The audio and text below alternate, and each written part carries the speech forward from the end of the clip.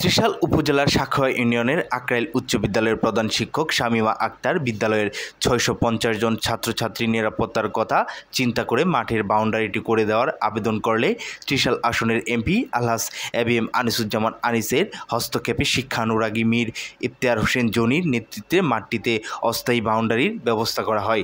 আগামী জুলাই মাসে যা স্থায়ী বাউন্ডারি করা হবে বলে জানিয়েছেন এমপি।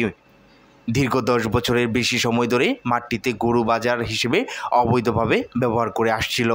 অবশেষে এমপি এবং স্কুলের দাতা ও প্রতিষ্ঠাতা ঐতিহ্যবাহী মীর ফ্যামিলির পক্ষে মীর ইফতেখার হোসেন জনি সহ এলাকাবাসীর হস্তক্ষেপে মাঠটি পুনরুদ্ধার করা হয়। আমাদের ত্রিশালের এমপি মহোদয় আনিসুজ্জামান আনিস সাহেবকে দীর্ঘদিন আমাদের আক্রাইল উচ্চ বিদ্যালয় মাঠটা গরুর বাজারের দখলে ছিল।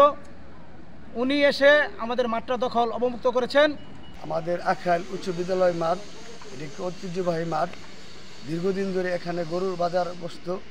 আমাদের এমপি মহোদয় আলহাজ এবিএম নির্বাচিত হওয়ার পরে আমরা এই মাঠটি গরু বাজার থেকে পুনরুদ্ধার করতে পেরেছি।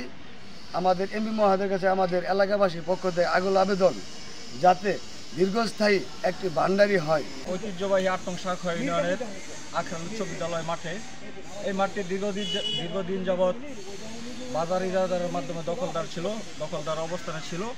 যেহেতু আমাদের এমপি মহোদয় এবার নির্বাচিত হয়েছে এবিএম আনিসুজ্জামান আনিস, ওনার প্রতি আমাদের বিনত অনুরোধ থাকবে যে এই মাঠের যে বাউন্ডারিটি আছে সুষ্ঠুভাবে দেওয়ার জন্য, এবং এটি যেন তাড়াতাড়ি হয়, তাহলে স্কুলের পরিবেশ এবং খেলাধুলা সব কিছু সুন্দরভাবে পরিচালিত হবে।